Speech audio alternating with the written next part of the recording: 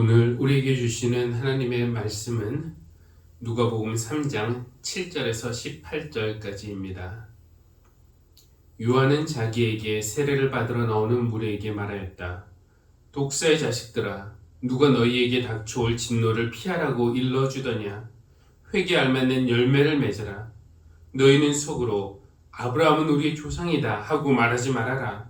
내가 너희에게 말한다. 하나님께서는 이 돌들로도 아브라함의 자손을 만드실 수 있다. 도끼를 이미 나무 뿌리에 갖다 놓으셨다.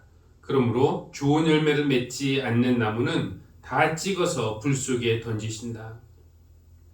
무리가 요한에게 물었다. 그러면 우리는 무엇을 해야 합니까? 요한이 그들에게 대답하였다. 속옷을 2벌 가진 사람은 없는 사람에게 나누어 주고 먹을 것을 가진 사람도 그렇게 하여라. 세리들도 세례를 받으러 와서 그에게 물었다. 선생님, 우리는 무엇을 해야 하겠습니까? 요한은 그들에게 대답하였다. 너희에게 정해준 것보다 더 받지 말아라. 또 군인들도 그에게 물었다. 그러면 우리들은 무엇을 해야 하겠습니까? 요한이 그들에게 대답하였다. 아무에게도 협박하여 억지로 빼앗거나 거짓 고소를 하여 빼앗거나 속여서 빼앗지 말고 너희의 봉급으로 만족하게 여겨라. 백성이 그리스도를 고대하고 있던 터라 모두들 마음속으로 요한에 대하여 생각하기를 그가 그리스도가 아닐까 하였다. 그래서 요한은 모든 사람에게 대답하였다. 나는 여러분에게 물로 세례를 주지만 나보다 더 능력 있는 분이 오실 터인데 나는 그의 신발끈을 풀어드릴 자격도 없소. 그는 여러분에게 성령과 불로 세례를 주실 것이요. 그는 자기의 타작마당을 깨끗이 하려고 손에 키를 들었으니 알곡은 곳간에 모아들이고 쭉정이는 꺼지지 않는 불에 태우실 것이요. 요한은 그 밖에도 많은 일을 권면하면서 백성에게 기쁜 소식을 전하였다. 아멘. 주님의 오심을 기다리는 대림절 셋째 주일, 하나님은 우리에게 무슨 말씀을 하고 싶어 하실까?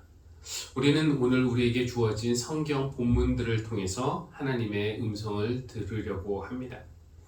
오늘 주어진 본문 중에 하나는 스바냐 3장 14절에서 20절인데요. 14절 한 절만 다시 읽어보겠습니다.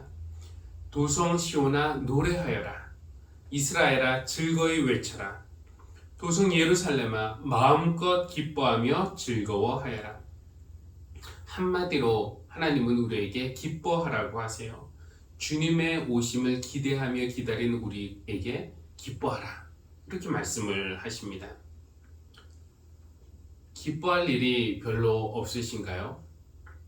아까 우리가 부른 찬양의 가사 한 줄을 생각하면서 주님의 얼굴을 한번 상상해 보십시오. 그가 너로 인하여 기쁨을 이기지 못하시고 너를 잠잠히 사랑하시며 즐거이 부르며 기뻐하시리라. 우리를 바라보시면서 기쁨을 이기지 못하시는, 정말 좋아서 어쩔 줄 몰라 하시는 그 하나님, 정말 우리를 바라보시는 그 하나님의 눈에서 하트가 뚝뚝 떨어지는 그 모습을 상상만 해도 그것이 우리가 충분히 기뻐할 만한 이유가 되지 않을까요? 여러분 기뻐하십시오. 또 교동문으로 읽었던 이사야 본문에서도 한 절만 인용을 하겠습니다. 1절입니다. 그날이 오면 너는 이렇게 찬송할 것이다. 주님, 전에는 주님께서 나에게 진노하셨으나 이제는 주님의 진노를 거두시고 나를 위로하여 주시니 주님께 감사드립니다. 대림절 기간에 우리가 드려야 할 마음이 있다면 그것은 감사일 겁니다. 하나님은 우리가 감사하기를 원하세요. 여러분 감사할 일이 별로 없으신가요? 또 우리가 불렀던 찬양의 가사 한 줄을 생각해 봅니다. 은혜 아니면 살아갈 수가 없네. 호흡마저도 다 주의 것이니. 정말 생각해 보니까 어젯밤 잠잘 때 제가 호흡을 지키기 위해서 아무런 노력도 하지 않았습니다. 그런데도 오늘 이렇게 숨을 쉬고 있으니 이렇게 숨을 쉬는 것도 하나님의 선물이죠. 호흡이라는 것도 당연한 것이 아니라 하나님의 은혜임을 생각한다면은 내가 오늘 여기에 이렇게 살아있음도 감사할 수 있지 않겠습니까? 또 하나의 본문 우리가 읽지는 않았지만 여러분이 익히 알고 있는 빌립보서 4장 말씀인데요. 아무것도 염려하지 말고 다만 모든 일에 기도와 간구로 너희 아뢰 것을 감사함으로 하나님께 아뢰라.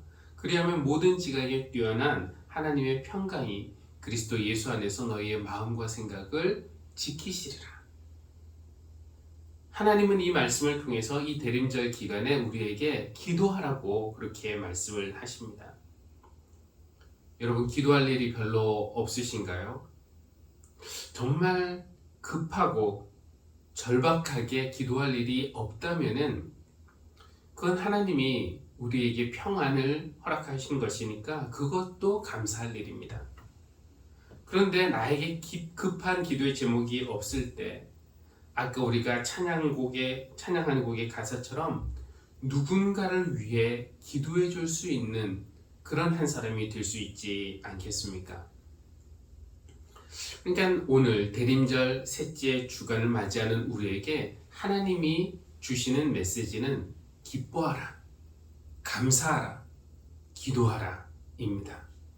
여러분, 연상되는 그런 말씀이 있죠. 항상 기뻐하십시오. 끊임없이 기도하십시오. 모든 일에 감사하십시오. 이것이 그리스도 예수 안에 있는 여러분에게 바라시는 하나님의 뜻입니다. 여러분, 이 세 개의 명령어가요, 따로따로가 아니라 사실은 다 연결되어 있습니다. 우리가 기도하니까 하나님이 일하시고, 하나님이 일하시니까 우리가 그 구원의 일을 보면서 기뻐하고, 기뻐하니까 감사가 생기고, 우리가 감사의 마음을 하나님께 드리니까 하나님도 기쁘셔서 더 큰 일을 행하시고, 이렇게 반복이 됩니다. 그래서 남은 2주 동안에 우리가 기뻐하고 또 감사하고 기도하면서 주님의 오시는 길을 닦는 그런 대림절이 되기를 바랍니다. 그런데 누가복음은 조금은 결이 다른 그런 소리를 내고 있습니다. 앞선 세 개의 본문과는 달리 요한의 메시지는 무거워요. 그리고 그가 말하는 톤도 거칩니다. 날카롭습니다. 독사의 자식들아, 너희가 하나님인 줄 아느냐? 아브라함 자손이라고 다 구원받는 줄 아느냐? 회개에 알맞는 열매를 맺어라. 도끼가 여기 있다. 당장이라도 열매를 맺지 않으면은 그 나무 찍어서 불에 던지실 것이다. 요한의 메시지에 사람들이 놀랐습니다. 그리고 물어요. 우리가 무엇을 해야 하겠습니까? 저는 이것이 참 중요한 질문이라고 생각을 합니다. 이 거칠고 날카롭고 또 무례하게 들릴 수 있는 그 메시지, 아니면 그것을 전하는 메신저를 우리가 외면하거나 비난하거나 공격하기가 훨씬 더 쉬웠을 테지만, 그때 그 사람들은 그 무거운 메시지를 받아들였어요. 그리고 물었습니다. 그러면 우리가 무엇을 해야 합니까? 대림절 기간에 우리가 이 질문을 하지 않는다면 우리가 무엇을 해야 하겠습니까? 주님의 오심을 기다리면서 이 질문하지 않는다면 주님이 오신다고 해도 우리의 삶이 새로워지기가 어려울 것입니다. 이 질문은 내가 서 있는 이 삶의 자리가 뭔가 잘못되었다, 아니면 내가 살고 있는 삶의 방식에 뭔가 문제가 있다라는 것을 자각하는 사람만이 물을 수 있는 질문이에요. 우리가 무엇을 해야 합니까? 그래서 새로워지기 위해서 무언가를 할 준비가 되어 있는 사람에게 세례 요한은 구체적인 회개 방법 몇 가지를 제시합니다. 첫 번째는 나눔입니다. 이렇게 말해요. 속옷을 2벌 가진 사람은 없는 사람에게 나누어주고, 먹을 것을 가진 사람도 그렇게 하여라. 여러분, 여러 벌 가진 사람이 한두 개 나누어주는 거, 이거는 비교적 쉽지만, 여러분 2벌 가진 사람이 1벌을 없는 사람에게 준다는 거, 이거는 결코 쉽지 않습니다. 나눔은 넉넉하게 가진 사람만이 할 수 있는 것일까요? 하나님께서 기뻐하시는 나눔은 나에게 불필요한 것, 나에게 남는 것, 이런 것을 주는 것이 아니라 내게도 소중하지만 다른 사람이 필요하니까 그 필요에 응답해서 주는 것, 이런 것이 하나님이 기뻐하시는 나눔일 겁니다. 테레사 수녀와 관련된 일화가 하나 생각이 나는데요.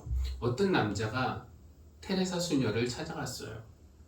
그 남자에게 아이들이 8명이나 있었는데 식구 전체가 지금 며칠째 굶고 있었습니다. 테레사 수녀가 그 얘기를 듣고 음식을 이렇게 챙겨서 그 집을 찾아갔습니다. 가서 보니까 예상한 것보다 상황이 더 안 좋았어요. 정말 이 아이들의 얼굴에는 그 배고픔에서 오는 고통 때문에 그 얼굴이 일그러져 있었습니다. 그래서 테레사 수녀는 자기가 가져간 음식만으로 부족하다고 느꼈는지 어디를 다시 갔다 와요. 그리고 쌀을 가지고 온 겁니다. 그리고 아이들의 어머니에게 그 쌀을 전해줍니다. 그러자 그 어머니는 받은 쌀을 반으로 나눈 다음에 그 쌀을 들고 또 나가더라는 겁니다. 그 어머니가 돌아오자 어디 갔다 왔냐고 물어요. 그러자 어머니가 이렇게 말합니다. 옆집에 다녀왔어요. 그들도 배가 고프거든요. 제 모습이 테레사 수녀의 모습보다 이 어머니의 모습에 훨씬 더 멀다라는 것을 느꼈습니다. 저도 테레사 수녀처럼 가난한 사람들에게 쌀을 갖다 줄 수는 있을 겁니다. 그러나 이 어머니처럼 그런 상황에서 받은 쌀의 반을 나눈다는 것, 옆집에 나눈다는 것은 정말 그렇게 할 수 있을지 잘 모르겠습니다. 생각해 보면은 세상에 배고프고 헐벗은 사람들이 아직도 많은 이유가 하나님이 인류를 돌보시지 않아서가 아니라 우리가 너그럽게 나누지 못하기 때문은 아니겠습니까? 욕심에 갇혀서 인색한 그런 우리의 모습을 회개하는 방법으로 이번 대림절 기간에 나눔을 실천함으로써 우리 주님의 오심을 준비하는 그런 우리가 되기를 바랍니다.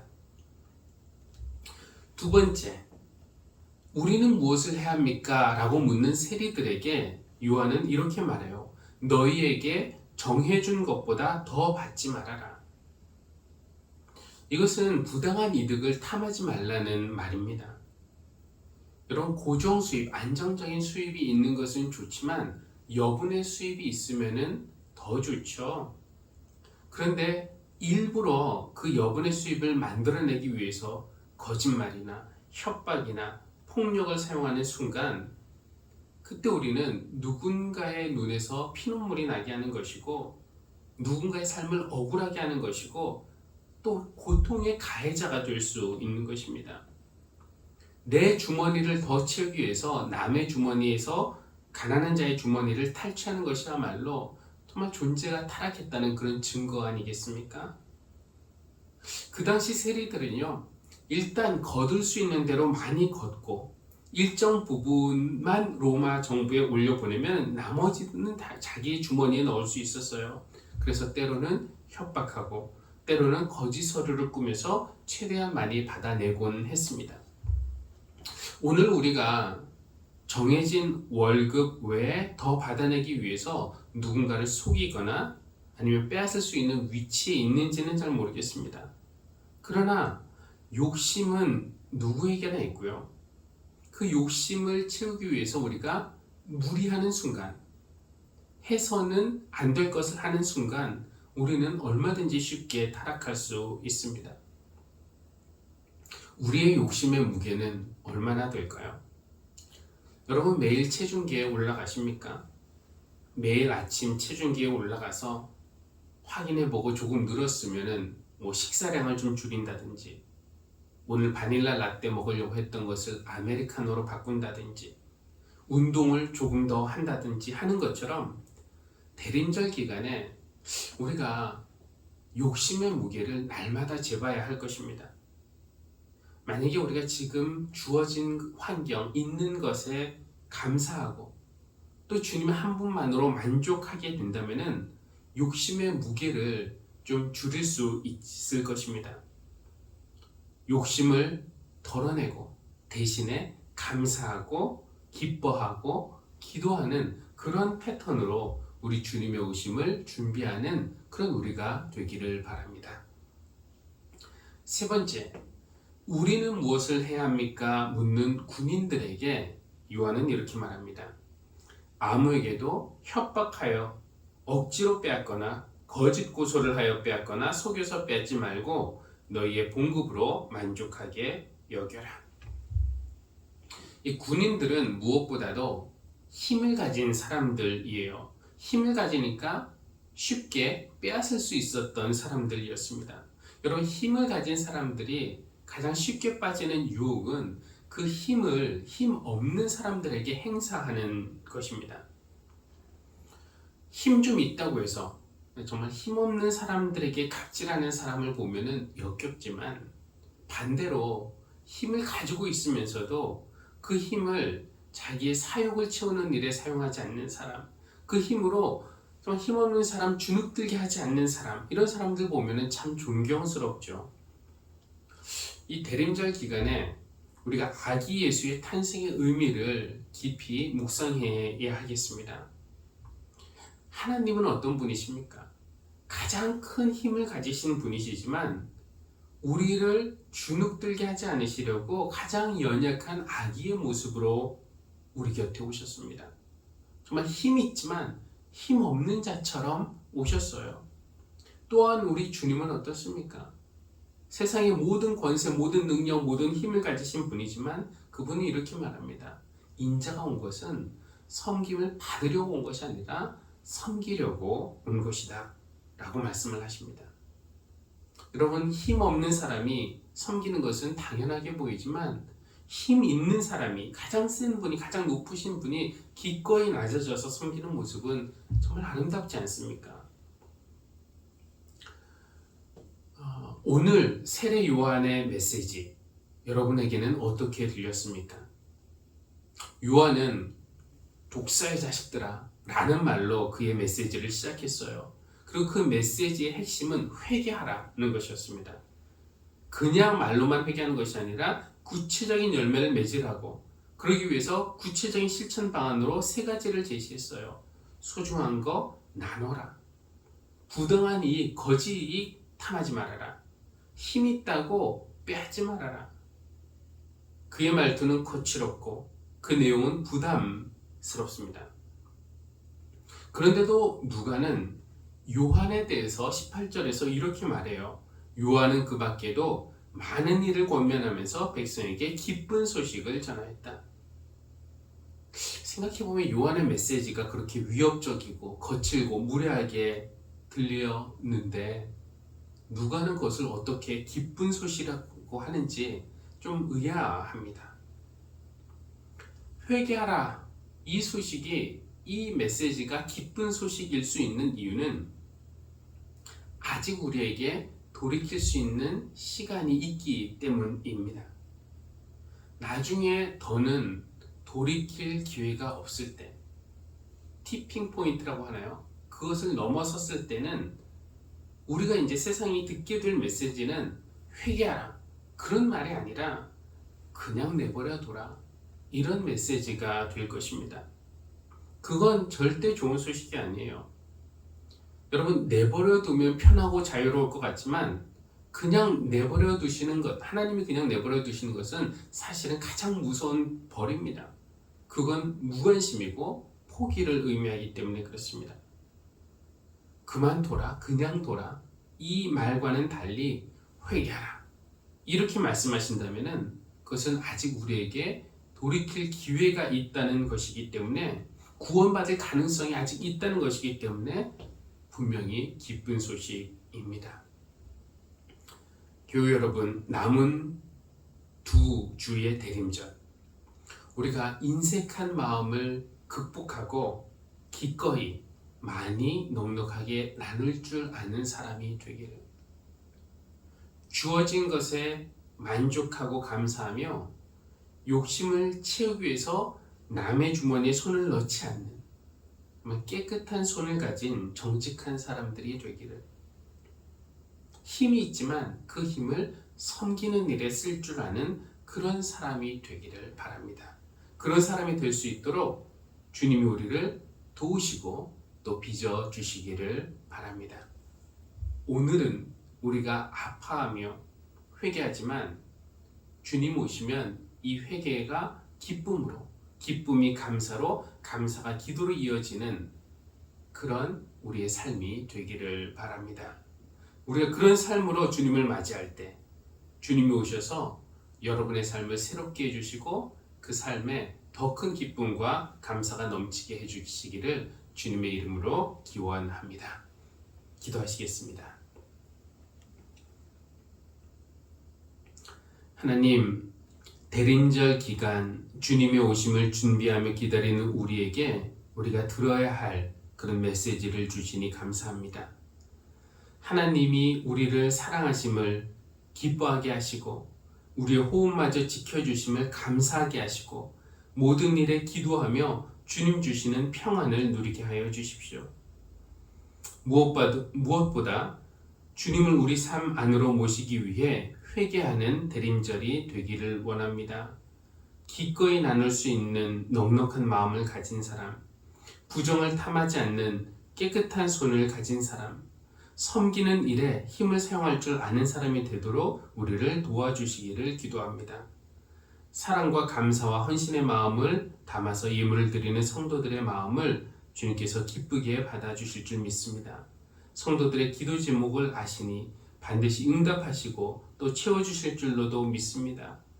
우리 주님의 오심과 함께 그들의 삶에 더 큰 감사와 기쁨이 넘치도록 은혜 베풀어 주시고 하는 모든 일이 주님 보시기에 합당하고 또 아름답도록 주님 그들의 삶을 인도해 주시고 복을 베풀어 주시기를 기도합니다.